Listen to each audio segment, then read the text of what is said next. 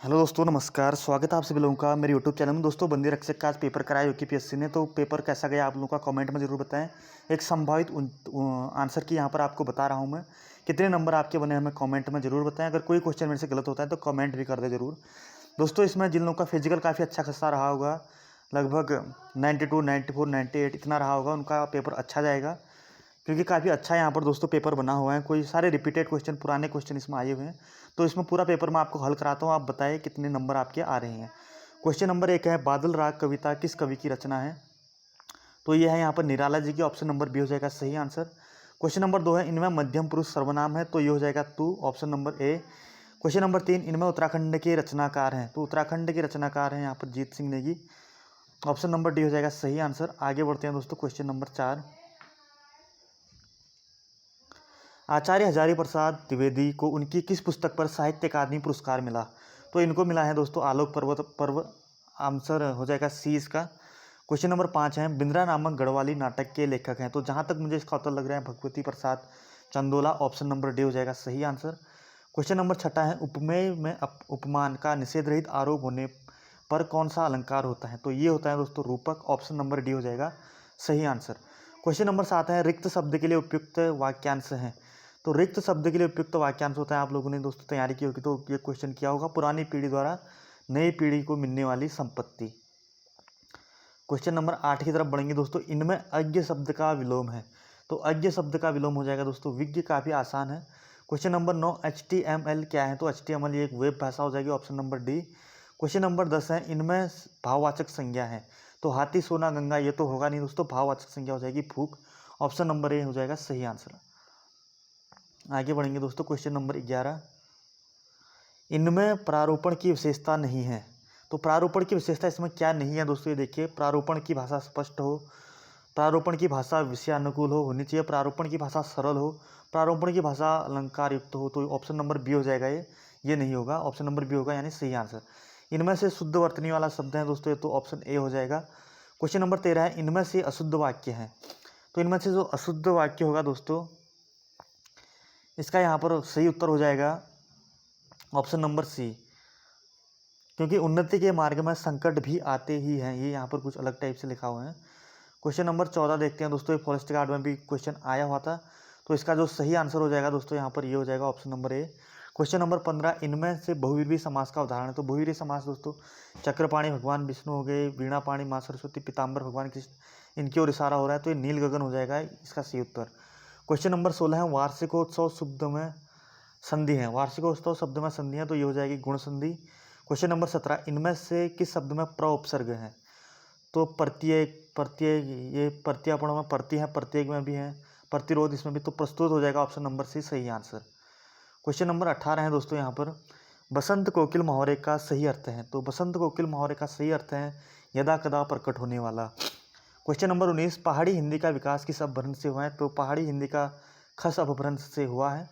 Question number 20, सरकार शब्द किस भाषा का है? तो सरकार शब्द है फारसी भाषा का। तो दोस्तों काफ़ी जल्दी जल्दी में मैं आपको बता रहा हूँ, आप अपना क्वेश्चन मिलाइए जो यहाँ पर कितने आपके नंबर बन रहे हैं, यहाँ पर कमेंट करें दोस्तों, क्योंकि पद भी जो है काफ़ी कम ही पद हैं। जिनका फिजिकल अच्छा खासा गया होगा उनके लिए बहुत बढ़िया है यहाँ पर दोस्तों, पेपर भी आसानी आया हुआ है। आगे देखते हैं कुछ तो हम क्वेश्चन नंबर 21, MS,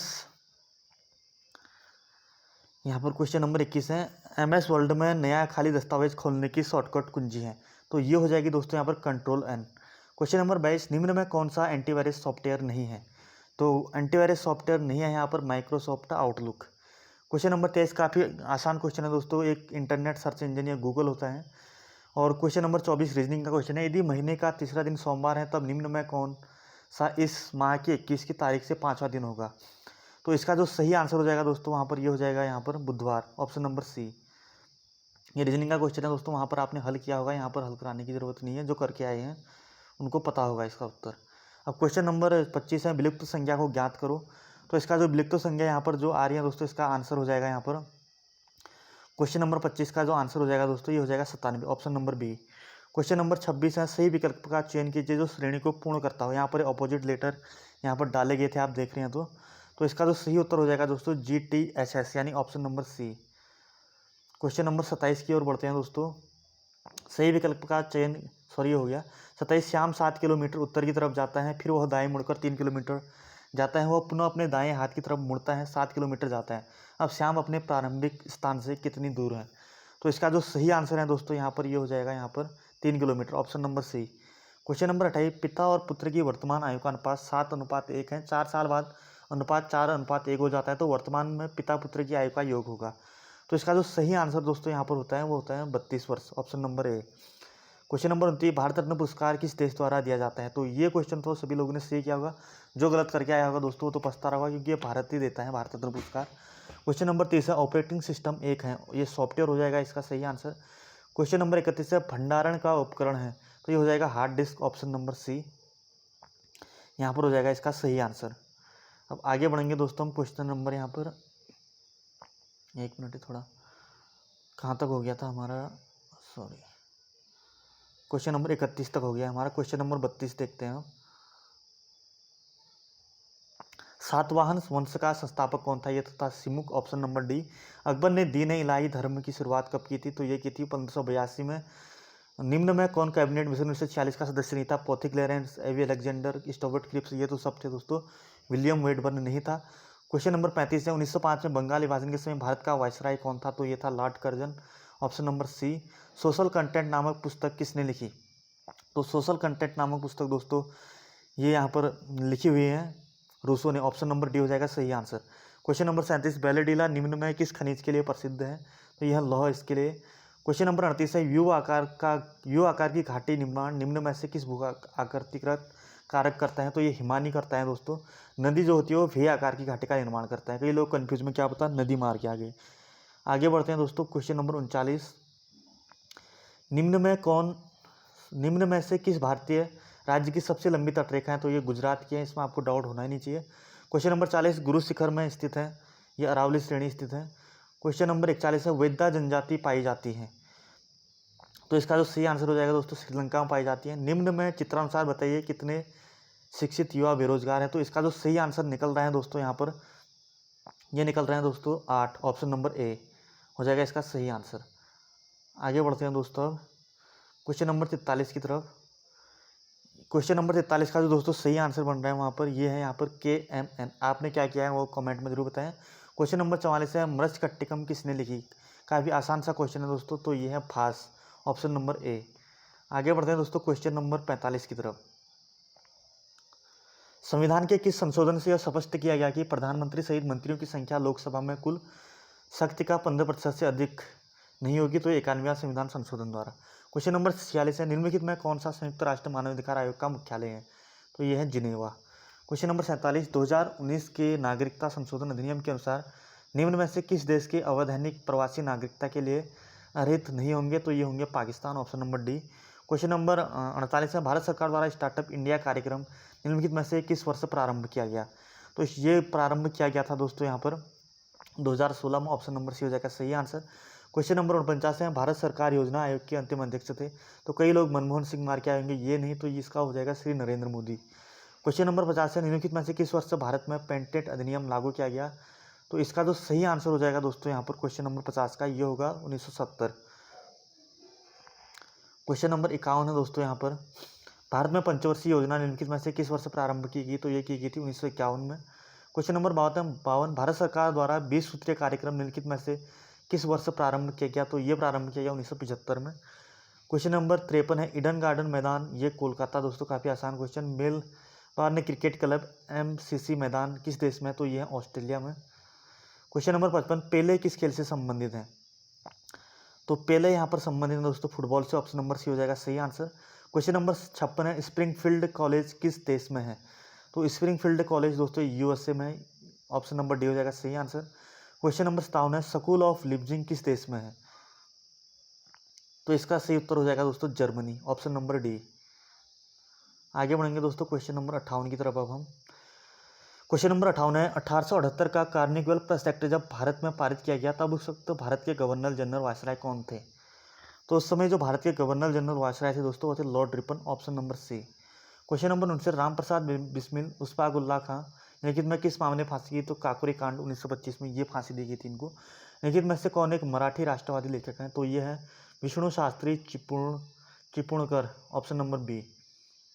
अब यहाँ से दोस्तों उत्तराखंड चल गए। उत्तराखंड में तो मुझे लग रहा है कई लोगों ने 40 में से 40 इस बार जो है सही किए होंगे। तो उत्तराखंड का देख लेते हैं दोस्तों अब हम। गोरखा शासनकाल में ब्राह्मणों पर लगने वाला कर था, तो ये था दोस्तों कुशेई कर। निम्न में कौन उत्तराखंड का लोकवाद्य नहीं है? नहीं है पूछ रहा है, तो तानपुरा नहीं है। कालसी शिला अभिलेख किससे संबंधित है? तो ये अशोक से संबंधित है। उत्तराखंड में चलने वाली चारधाम परियोजना निम्न में से किस कार्य से संबंधित है? तो ये सड़क निर्माण से है। उत्तराखंड सरकार की गोल्डन कार्ड योजना किससे संबंधित है? दोस्तों चल रही है निःशुल्क उपचार। अब क्वेश्चन नंबर यहाँ पर देखते हैं हम 66। 2011 की जनगणना के अनुसार उत्तराखंड राज्य की साक्षरता दर 78.82%। Question number 67। उत्तराखंड सरकार वर्ष 2013 में महिला सशक्तिकरण के लिए निम्नलिखित में से कौन सी योजना प्रारंभ की? तो ये हो जाएगा दोस्तों इसका गौरा देवी कन्या योजना। और क्वेश्चन नंबर 68 है, उत्तराखंड में युवाओं को रोजगार उपलब्ध कराने के लिए निम्न में कौन सा पोर्टल प्रारंभ किया गया है? तो ये होप पोर्टल यहाँ पर प्रारंभ किया गया है। क्वेश्चन नंबर 69, वर्तमान में उत्तराखंड के मुख्य सचिव निम्न में से कौन है? तो यहाँ सुखबीर सिंह संधू। क्वेश्चन नंबर यहाँ पर हो जाएगा 70, संगीत के क्षेत्र में पहले उत्तराखंड गौरव सम्मान प्राप्त करने वाले किसका चयन किया गया? तो यह नरेंद्र सिंह नेगी। गढ़वाल में गोरखों का शासन किन वर्षों के बीच रहा? तो 1804 में इन्होंने शासन क्या 1815 तक किया था। क्वेश्चन नंबर 72 देखते हैं दोस्तों यहाँ पर अब हम। गढ़वाली समाचार पत्र का प्रकाशन किस वर्ष प्रारंभ हुआ? तो 1905 में। निम्न में चिपको आंदोलन के आधारित हरी भरी उम्मीद शीर्षक पुस्तक के लेखक का फॉरेस्ट गार्ड में क्वेश्चन पूछा गया था, तो शेखर पाठक। क्वेश्चन नंबर 74 देख लेते हैं दोस्तों अब। निम्नलिखित में कौन सी नदी उत्तराखंड के पश्चिमी दिशा में प्राकृतिक सीमा बनाती है? तो टोंस नदी बनाती है। क्वेश्चन नंबर 75, निम्नलिखित में कौन सी जनजाति उत्तराखंड से संबंधित नहीं है? गद्दी, ये हिमाचल की जनजाति है दोस्तों। क्वेश्चन नंबर 76 है, टिहरी बांध का निर्माण किन नदियों के संगम पर हुआ है? तो ये भागीरथी और भिलंगना के संगम पर। क्वेश्चन नंबर 77, मनेरी भाली जल विद्युत परियोजना का निर्माण किस नदी पर किया गया? तो ये भागीरथी उत्तरकाशी में। क्वेश्चन नंबर 78, निम्नलिखित में से उत्तराखंड के किस उपजनजाति का निवास स्थान उच्च पर्वतों में नहीं है? तो इसका जो सही आंसर है दोस्तों यहाँ पर यह खुनका। क्वेश्चन नंबर 79, गोविंद वन्यजीव अभ्यारण्य में से किस जनपद में? तो यह उत्तरकाशी। आगे बढ़ेंगे दोस्तों इसी के साथ क्वेश्चन नंबर 80 की तरफ। निम्नलिखित में कौन सा युग्म सही नहीं है? लिपुलेख, पिथौरागढ़, तुंजुंग, चमोली, ट्रेल, बागेश्वरी, बाड़ाहोती, ये यहाँ पर इसका सही उत्तर है दोस्तों। उत्तराखंड में निम्नलिखित में कौन सा भ्रंश लघु हिमालय और महान हिमालय को अलग करता है? तो ये मुख्य केंद्रीय भ्रंश अलग करता है। निम्नलिखित जनपदों में से कौन सा कोटादून में अवस्थित है? तो इसका जो सही उत्तर हो जाएगा दोस्तों नैनीताल में अवस्थित है कोटादून। उत्तराखंड में कौन से जनपद का क्षेत्र मुख्यतः तराई क्षेत्र में आता है? तो उधम सिंह नगर का आता है। 2011 की जनगणना के अनुसार उत्तराखंड का जनघनत्व था तो 189 प्रति वर्ग किलोमीटर। सितंबर 2023 में उत्तराखंड के बागेश्वर उपचुनाव में निम्न में कौन सा उम्मीदवार विजयी हुआ? तो यहाँ पर ये चंदन राम दास जी की पत्नी पार्वती दास यहाँ पर विजयी हुई थी। क्वेश्चन नंबर 86 दोस्तों यहाँ पर देखते हैं। उत्तराखंड में लोकसभा की कुल कितने सदस्य निर्वाचित होते हैं? तो 5। श्यामला ताल किस जनपद में? तो चंपावत में है। ऑप्शन नंबर बी हो जाएगा सही आंसर।